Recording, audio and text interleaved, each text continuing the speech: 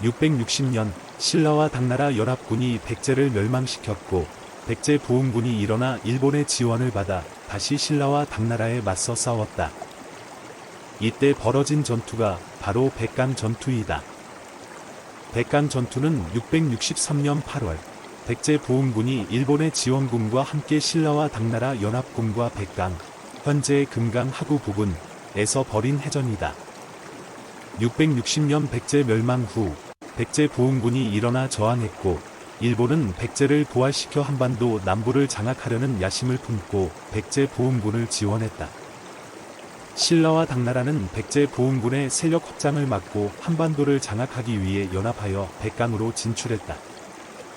백강 전투 663년 8월 없던 이야기. 백제의 태, 신라의 광. 백강 전투가 한창이던 그날 멀리 떨어진 깊은 산중에서 또 다른 운명의 대결이 펼쳐지고 있었다.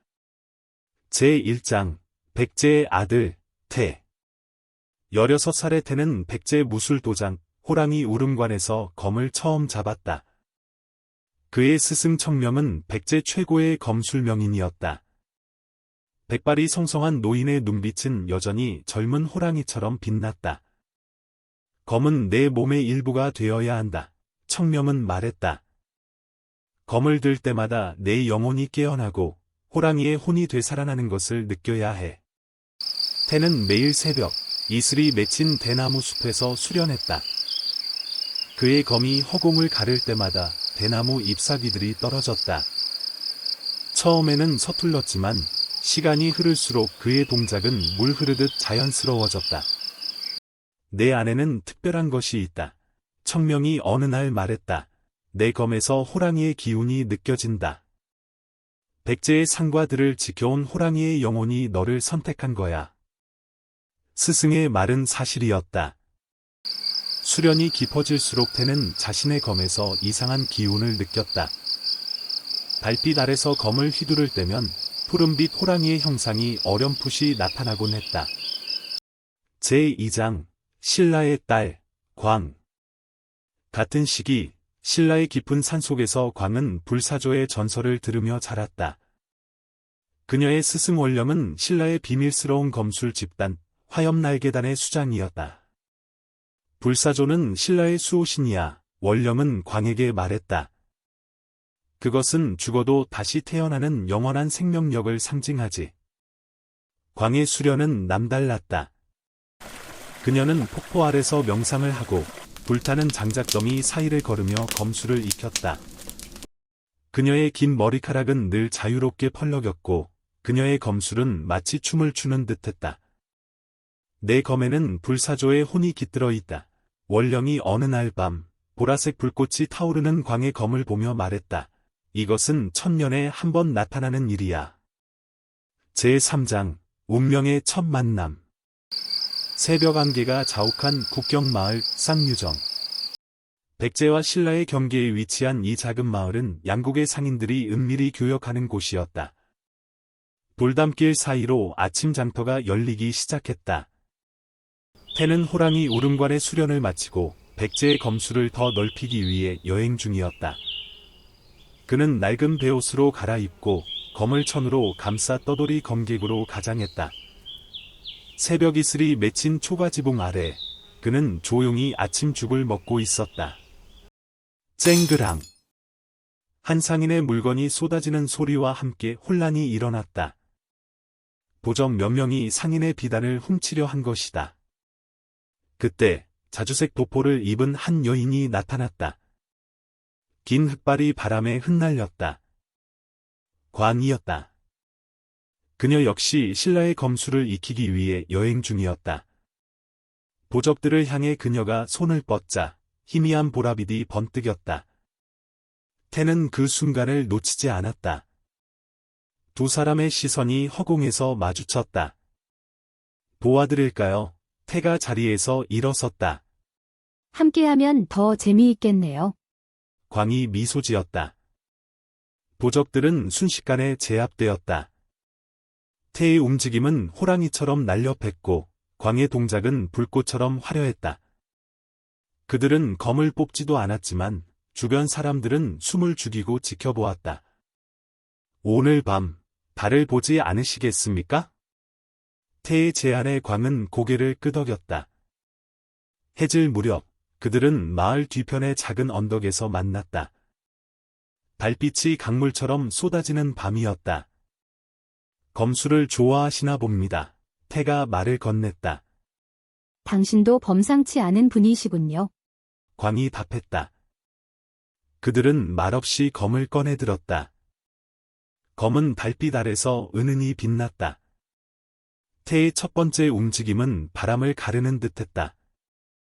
그의 검이 그리는 궤적에는 희미한 푸른 빛이 맴돌았다. 마치 호랑이가 달빛 속을 거니는 듯했다. 광의 응수는 더욱 우아했다. 그녀의 긴 머리카락이 그리는 곡선과 함께 검이 춤추듯 움직였다.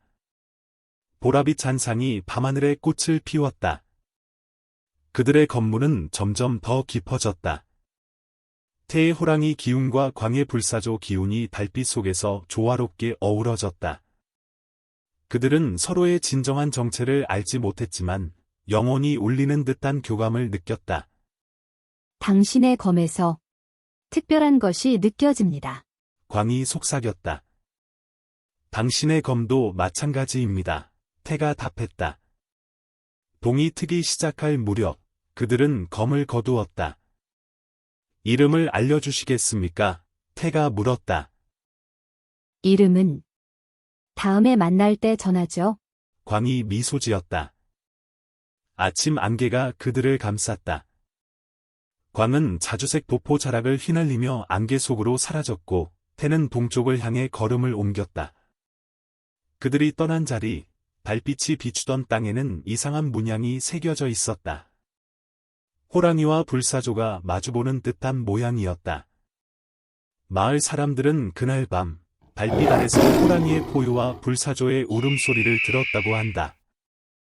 하지만 그것이 검을 맞댄 두 젊은이의 영혼이었다는 것을 아는 이는 없었다. 그들의 첫 만남은 이렇게 끝이 났다. 하지만 이것은 시작에 불과했다. 운명은 이미 그들을 하나의 길로 이끌고 있었고, 그들은 훗날 더 큰 운명의 소용돌이 속에서 다시 만나게 될 것이었다. 이 운명적인 첫 만남은 후일 백제와 신라의 역사에서 전설처럼 전해지게 되었다. 달빛 아래서 펼쳐진 그들의 검문은 아직 전쟁의 그림자가 짙어지기 전 마지막 평화로운 순간이었다. 제4장 전쟁의 그림자. 20살이 된 태는 백제의 위기를 직감했다. 신라와 당나라의 동맹 소식이 들려왔고 전쟁의 그림자가 짙어졌다. 내가 우리의 마지막 희망이 될 수도 있다. 청명이 말했다. 호랑이의 혼을 완전히 깨우쳐라. 한편 18이 된 광은 신라의 야망을 목격하고 있었다. 통일을 향한 신라의 걸음이 빨라지고 있었다. 불사조의 힘이 필요할 때가 왔다. 원령이 말했다. 내 운명을 받아들여라. 제5장 숙명의 깨달음. 마침내 그들은 자신들의 운명을 깨달았다. 태는 호랑이의 혼을, 광은 불사조의 혼을 완전히 받아들였다. 그들의 검에는 이제 신비한 힘이 깃들어 있었다. 내가 백제의 마지막 호랑이다. 청명의 마지막 말이었다. 내가 신라의 첫 불사조다. 원령이 광에게 말했다. 그리고 운명은 그들을 백강 전투의 와중, 그 깊은 산중에서 다시 만나게 했다. 이번에는 더 이상 떠돌이 검객이 아닌 각자의 나라를 대표하는 전사로서. 챕터 6, 최종장, 운명의 길목에서. 이제 그들은 서로를 마주하고 있다. 한때 달빛 아래서 검술을 나누었던 그들은 이제 각자의 나라와 신념을 걸고 대결해야 했다. 태의 호랑이 기운은 더욱 강해져 있었고 광의 불사조 기운은 더욱 화려해져 있었다. 그들의 검에는 이제 단순한 무예를 넘어선 운명의 힘이 깃들어 있었다. 그리고 그 운명은 그들을 백강 전투가 벌어지던 그날, 그 산중에서 마지막 대결을 하게 만들었다. 운명의 검술. 백강 전투가 한창이던 그날, 멀리 떨어진 깊은 산중에서 또 다른 운명의 대결이 펼쳐지고 있었다. 하늘은 먹구름으로 가득했고 바람은 거세게 불며 두 젊은 검객의 한복 자락을 휘날렸다. 백제의 검술 고수태는 순백의 한복이 바람에 나부끼는 가운데 단정한 상투를 틀어 올린 채 서 있었다. 그의 눈빛은 평온했지만 그 속에는 백제를 지키겠다는 강한 의지가 깃들어 있었다. 그의 오른손에 쥐어진 백제의 검은 은은한 빛을 발하고 있었다. 맞은편에 선 신라의 광은 화려한 자주색 한복을 입고 있었다. 그녀의 긴 머리카락은 자유롭게 풀어헤쳐져 있었고 얼굴에는 승리를 확신하는 듯한 미소가 어려 있었다. 그녀의 검은 마치 보랏빛 별처럼 빛나고 있었다. 강자는 약자를 인탄하고 병탄하지. 신라의 광이 말했다. 백제의 태가 눈을 껌뻑이며 광을 바라봤다. 육룡이 머시기 안 봤냐? 광이 갑자기 입을 열었다. 그녀의 목소리에는 장난기 어린 비웃음이 묻어났다. 태는 미간을 찌푸렸다. 응? 뭘 봐? 웬? 뜬금없는 소리? 그럼 신라의 검, 악기를 배다는 봤나? 광이 다시 물었다. 천무와 여우령은? 겉도 안 봤어? 이런, 니미럴.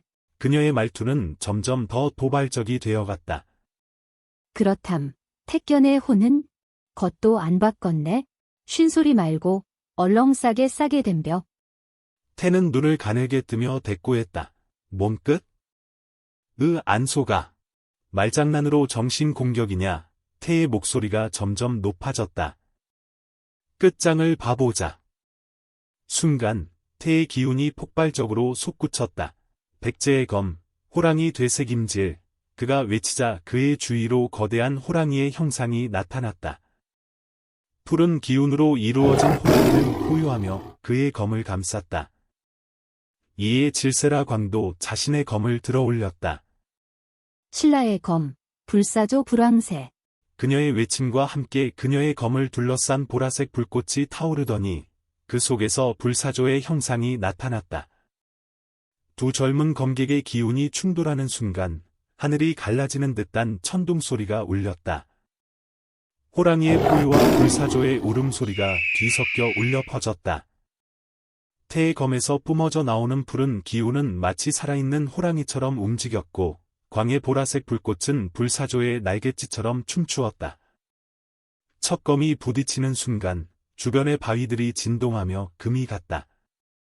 호랑이와 불사조의 영혼이 서로를 향해 달려들었고 그들의 충돌은 천지를 뒤흔드는 듯했다. 태의 검은 호랑이의 발톱처럼 예리했고 광의 검은 불사조의 날개처럼 빨랐다. 두 검객의 움직임은 점점 더 빨라졌다. 하늘에서는 비가 내리기 시작했지만 두 사람의 기운은 더욱 뜨겁게 타올랐다. 호랑이의 포효는 더욱 거세져갔고 불사조의 불꽃은 더욱 강렬해졌다. 그들의 검은 번개처럼 빛나며 서로를 향해 날아갔다. 이것은 단순한 승패를 가르는 싸움이 아니었다. 그것은 두 나라의 운명이 걸린 결투였고 두 젊은이의 신념이 부딪히는 순간이었다. 그들의 검에는 각자의 나라를 지키고자 하는 간절한 마음이 담겨 있었다.